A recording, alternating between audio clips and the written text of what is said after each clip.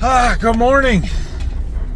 It is 6:24 a.m. Let's go do some more spraying. I didn't have to leave as early today because I don't have the hour drive to get to the field. We were just going right down to the corner here, so should be set up and spraying by the same time we were yesterday.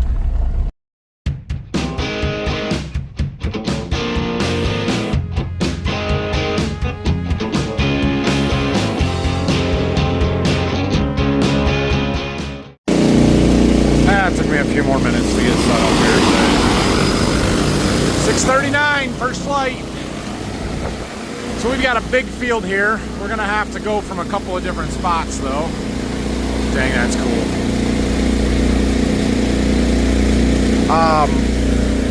Here's the map.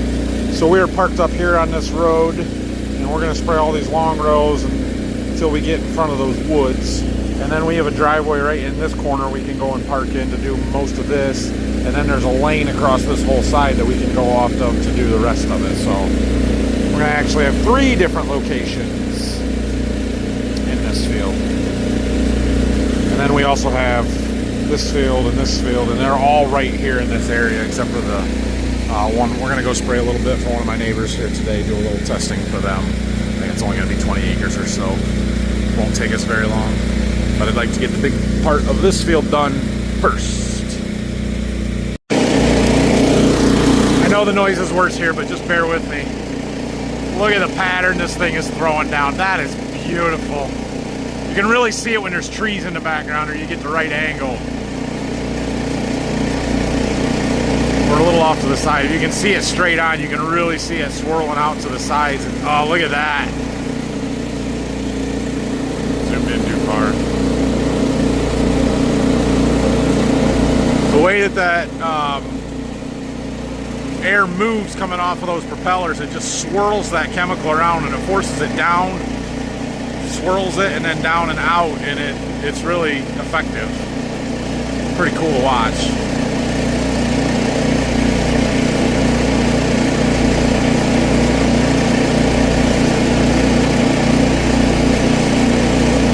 Kind of see it there.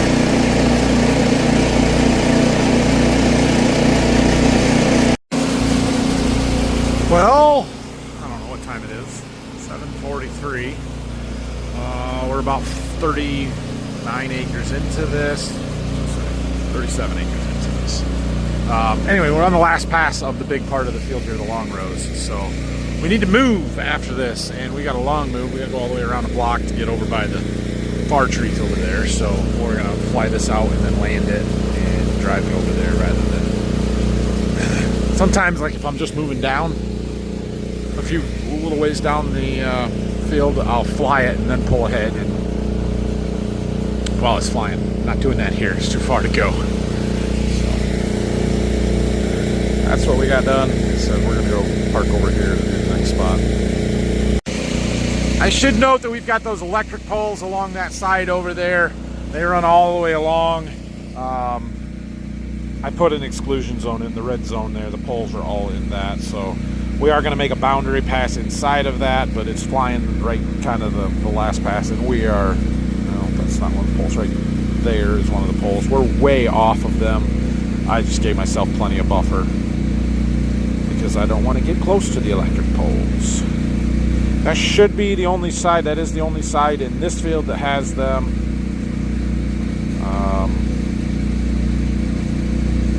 Yeah, so we don't have to worry about them anywhere else. I have found or figured out how to, when we're setting up the field, change the kind of the side margin area. I had been just putting like a 5-foot margin all the way around the outsides of these fields, but I don't really need a 5-foot margin on this side of the field, but I need more than that along the trees to try and keep it out. And so I've figured out how you can do what they call single side, but you can basically go in and edit each individual boundary line and move it off of the edge of the field. So like these ones up here along the woods, I put a 15-foot margin in so it stays farther away from the trees, and that is working really well to keep it from getting too close to any trees or obstacles. It's a beautiful morning out here. It's gonna get hot, I'm sure, so we're probably gonna need to set up our tent here maybe after we move. There is no wind, no breeze. I probably could have went out to our 30-foot spray pattern. So they, in the marketing material for the T50 drones, they say that it can do 36 feet. I have never tried to do 36 feet. I think that's probably pushing it. In any conditions that you could do it would be these right now. But when we have no wind at all, I'll push it out to 30. Most of the time I'm running 28, and then if it get a little bit breezy, I'll drop it to 24. Seems to be working. I don't know. It's sort of hard to tell a little bit. We'll have to get the picture taken drone out later this fall and see if we can see streaks across all our fields or not. Hopefully not. But yeah, it seems to be going good today.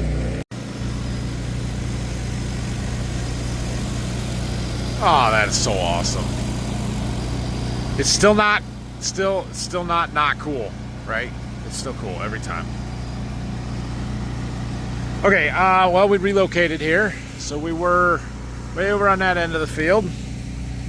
Up here. Now we're down here in this little clearing, wet spot. I was a little concerned I was going to get stuck trying to turn my truck around out here, but we made it. It is sort of muddy right there, though, so. We'll spray here for a while. We should be able to get up to maybe even behind the house, and then we've got a lane over on that side, the far side there, that we can work off of to get the stuff over there. Probably after I get, we'll see. After I get done with this spot, maybe we'll go do that 20 acres for the neighbor, and then we'll come back and finish, because once we move over there, we've also got the field right next to it that we're going to work off of from the same spot, so we'll be over there for a while. Sometimes I wonder about its starting points and where it's going and stuff, but it does cover the whole field. It's fine. It's fine. It's just, it's going over here, and I'm like, we got one more load over there. Let's go finish that first, but this must be a little bit closer than whatever point it wants to go to over there, so that's where it's going. It's fine. It'll get it. Finally, it went over there to finish that strip, so it's going to do that. It's going to fill in a couple of gaps there.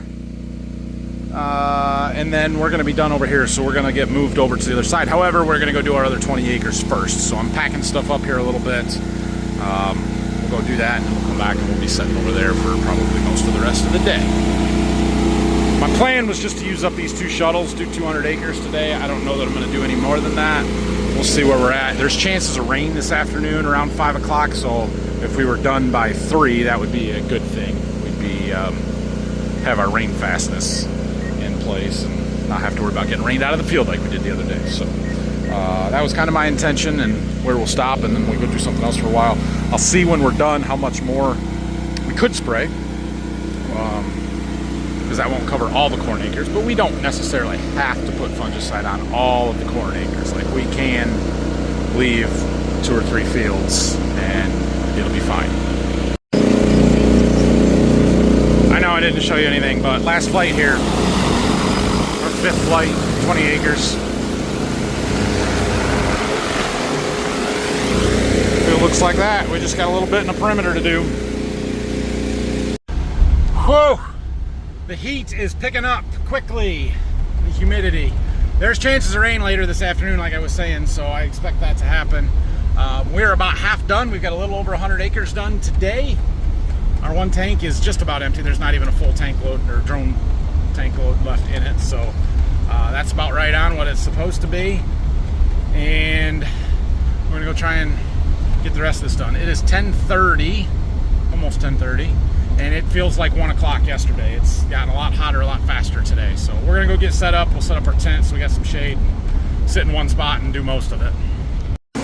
Yeah, the heat hit us here, and the humidity. Today's the last day. It's supposed to be a high of 69 tomorrow. That's a little cool for the last day of July, but I don't care. We'll take it. We'll take it. All right, we are all set up though. I got my canopy, got my chair, switched tanks to the full one. Let's go get our 100 acres done. We got to finish out here. I don't know how much there's left. I'd have to look. And then this field right here is our next one. So we'll probably get most of it right here. Almost done with this one here. We're making our perimeter pass, which this is a very large perimeter, so it's going to take a couple of tank loads. And we'll start over on the other side here.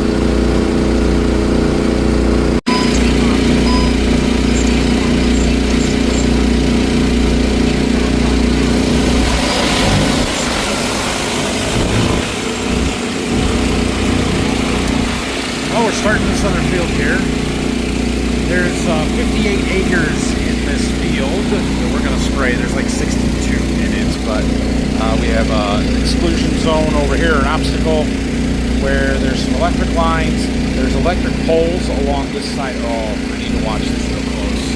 I might not have made that wide enough. Ah, shoot, I thought the boundary was the edge of the poles. It's not, it's the road, but we don't farm out to the road anymore, so we're going to watch this real close when we get to the other end. I don't want to run onto the power lines every single pass.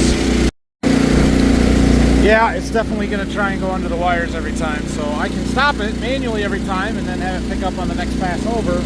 Or once we get this first tank done, we're going to land it and see if I can edit some boundary after I started the field. I don't know if I can do that or not. Anyway, this is going to be most of the rest of it. We needed about 150 gallons or 145, I think it said. Yeah, to do this field. And we had about 175 when we started. So we'll have 20 gallons left, enough for 7 or 8 acres. So we'll spray that out and then we'll be done. And that might be all the corn we're going to spray.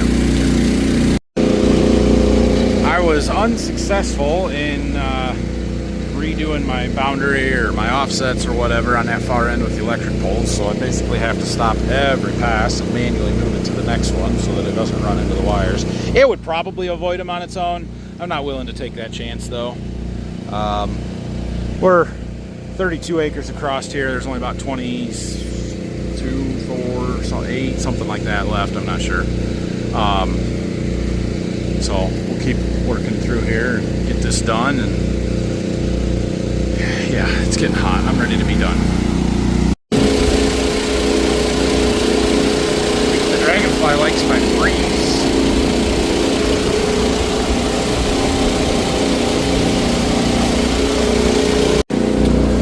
We're going to be done with this field. The perimeter is outside the electric poles.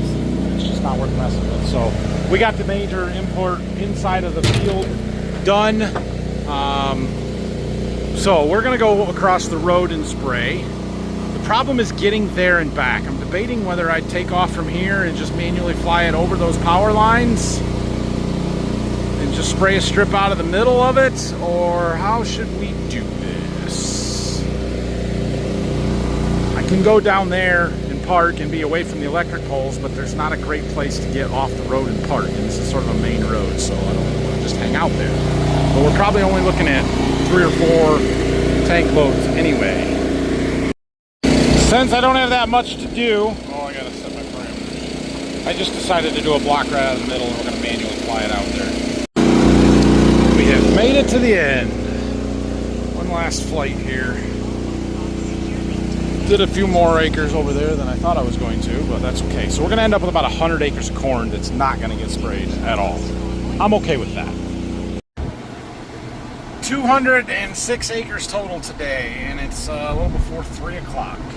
We weren't as efficient today as we were yesterday because we had to move around a couple of times. But it's a good day. We're going to be done. We'll see if it rains later tonight. I think I am going to flush the drone out. Like I said, we're done with corn fungicide. Now we've got to focus on the beans. I think that means tomorrow going and getting the big sprayer from Berkey. I don't think the beans down there are ready to be sprayed yet, so we're probably not going to do those. Yeah, we'll see.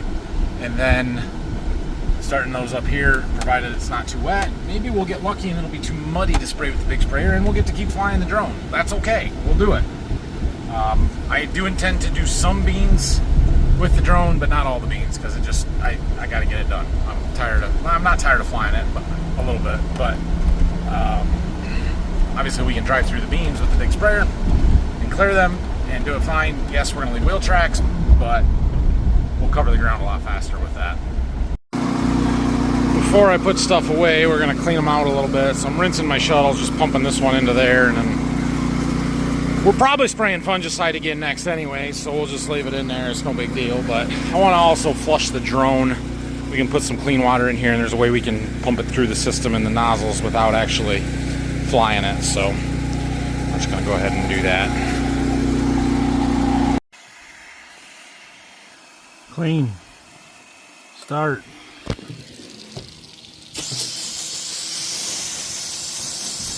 That's just running the pumps. It's not running the spinners or anything, and it's pushing clean air or clean water through our nozzles.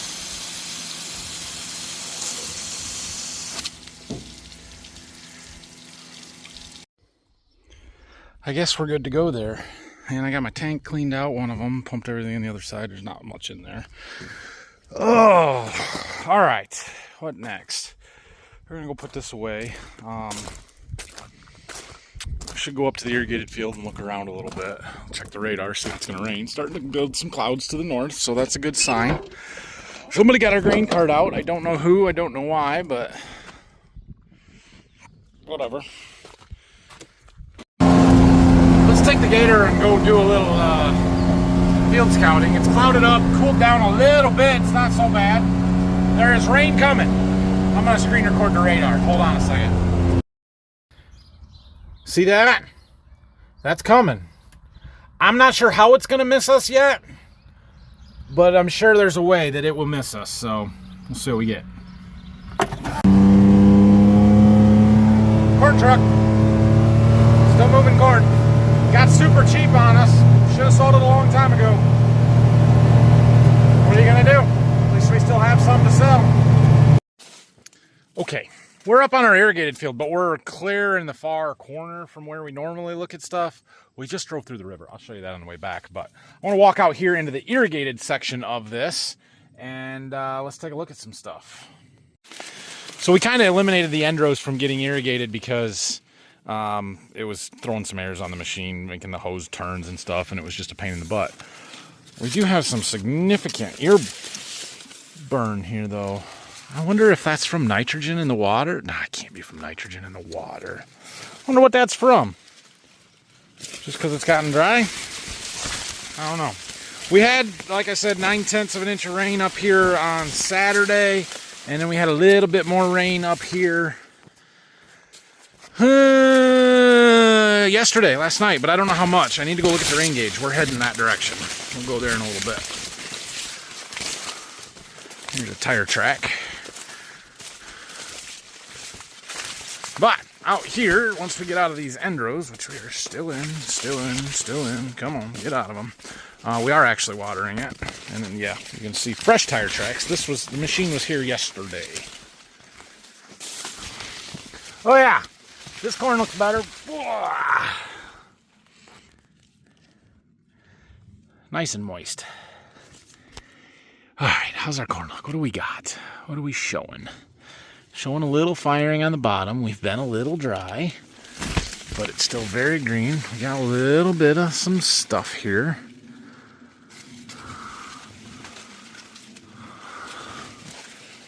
All right. We got ears. We got brown silks. That's good. This is by far not the best place in this field, so I don't expect 300 bushel corn here, but we still need it to do well, right? We're well past pollination. 111 day right here. I believe it's 111 day. I wonder if that's all just insect feeding. There's some insects will come in and they'll scrape the top layer of the leaf tissue off, and it makes those spots. I don't think it's gray leaf spot. That's the disease that I would suspect. If it is a disease, it's gray leaf spot, but it doesn't really look like that. So for the most part, doesn't look too bad. Ooh, look at that. Right there, did you see him? It was a corn rootworm beetle. That's not great. It's not great.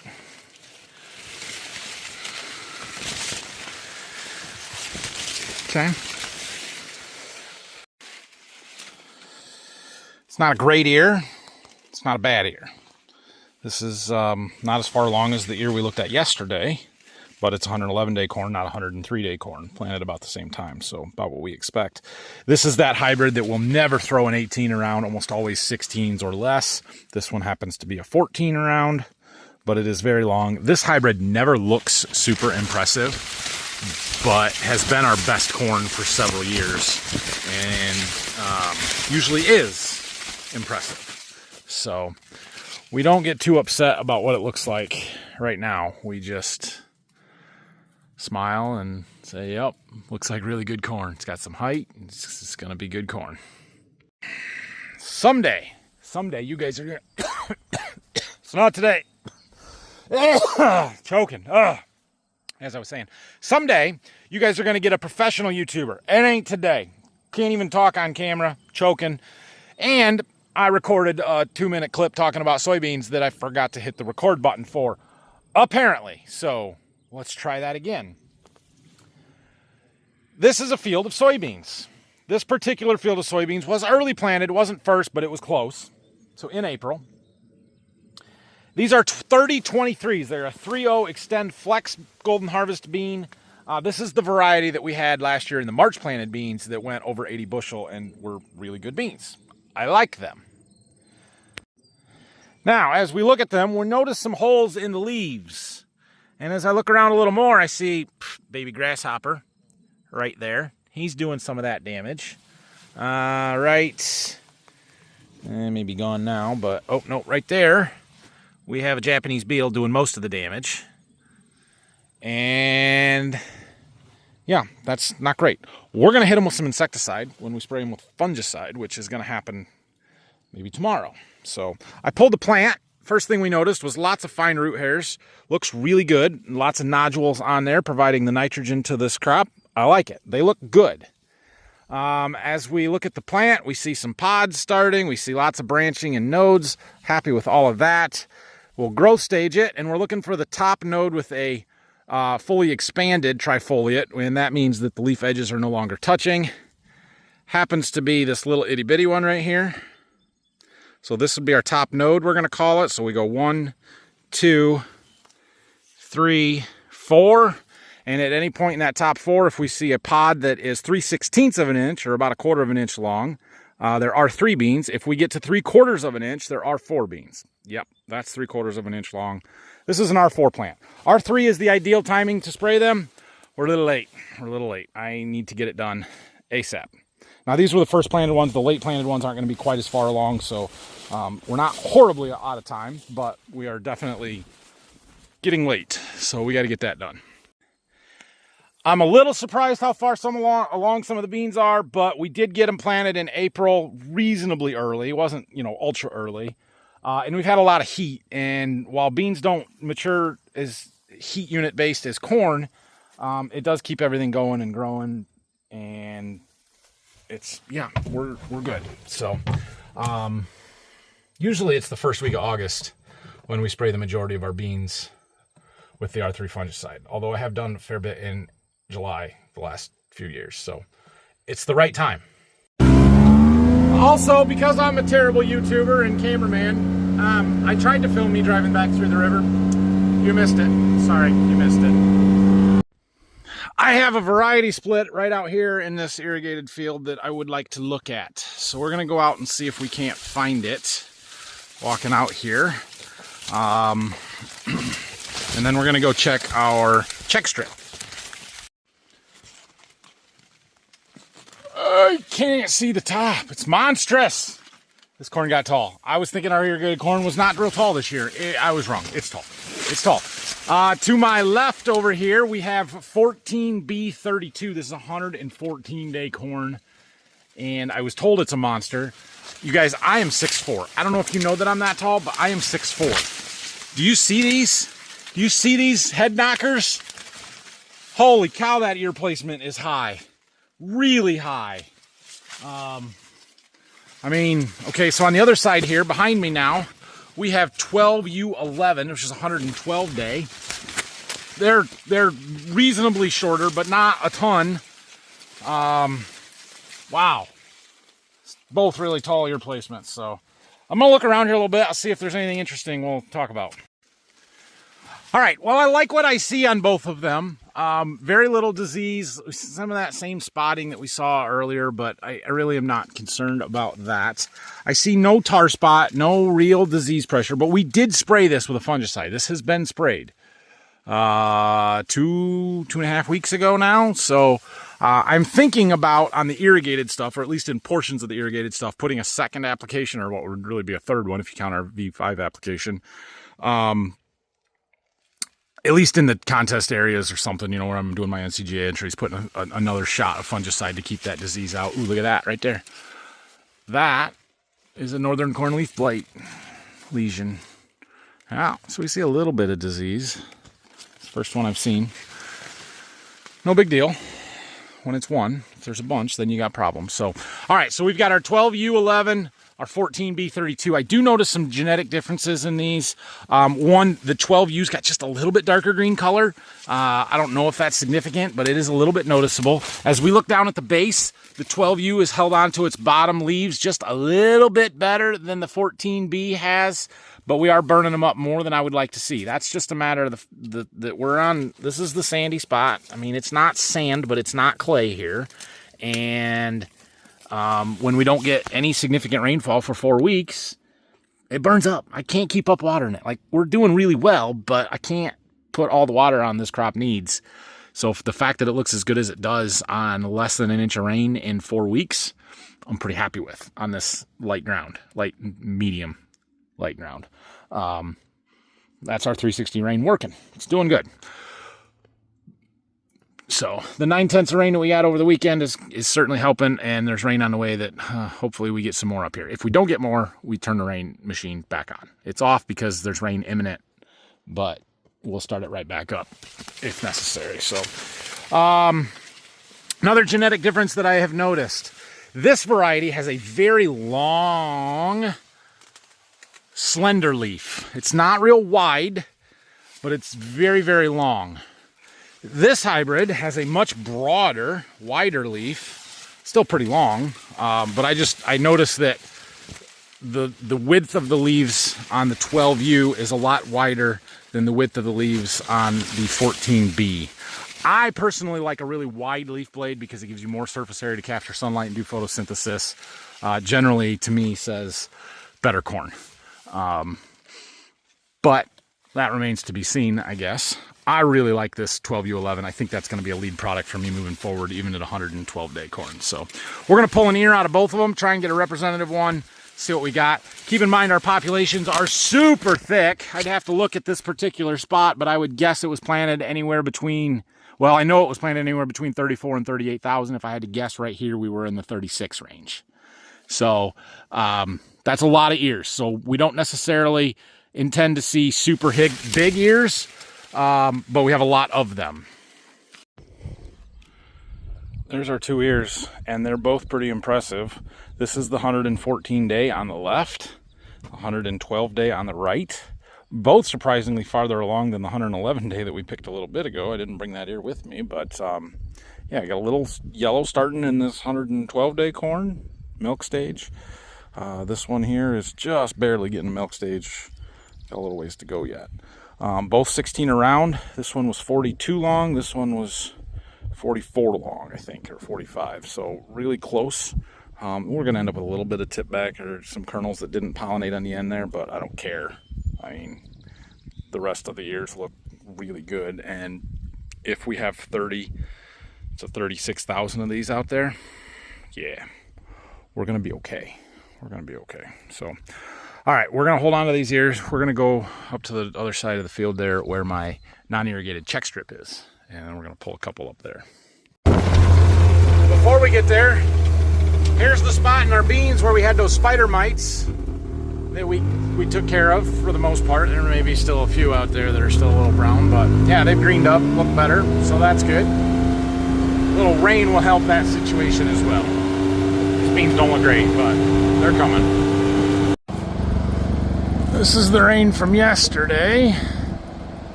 Oh, about the same as at home, maybe a touch more, just under 2/10. Something. So we get tonight. Our check strip is out there. Let's go find it.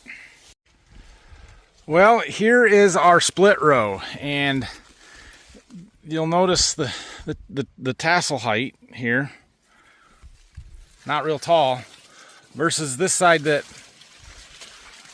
I can almost reach the top of them. It's significantly taller.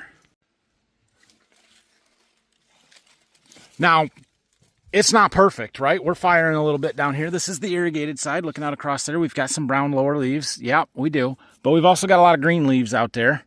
And when I turn around here and look into the non-irrigated side, ooh, she's looking a little tougher. That's not great. Now remember, before Saturday when we had 9/10 of an inch of rain, we had less than an inch the previous 4 weeks at this field. I can't keep up with that. So yeah, we're gonna get a little toasty on some of it, but not what this is, because we were able to water it. And it looks good. So we're gonna walk in a couple rows on each side, pull some ears, and see what they look like. We'll start on the irrigated side here. I'm just gonna pick 2 in a row. Those aren't skips, they're just plants in the middle, like, you know, average plants. We're gonna set those down right here. And then we're gonna walk out here and do the same, if we can find some ears. There's 1, there's 2. Okay, we've got our ears. I husked the irrigated ones, did not husk the non-irrigated ones. And keep in mind, both of these were consecutive ears, so there's some difference between those two that I peeled back, but they were consecutive. These are the irrigated ears. You'll notice a significant size difference. If I put them there and said this is irrigated and this is non, you'd think, holy crap, that's a huge difference. Reality is they're both irrigated. There's just a maturity difference more than anything. This one is just farther along and more developed. I haven't counted the kernels, but yeah, both decent ears. This one especially looks great. I'll count the kernels up here and we'll see what we've got, but I'm happy with both of those. Yep, happy with both of them. So we have an 18 by 35 and an 18 by 38. Either way, that's pretty good ears. That was probably in my lower planted zone because it was the sandier spot in the field, but probably still planted at 34,000. So, you know, maybe we harvest 30 to 32 of them. That'll do okay.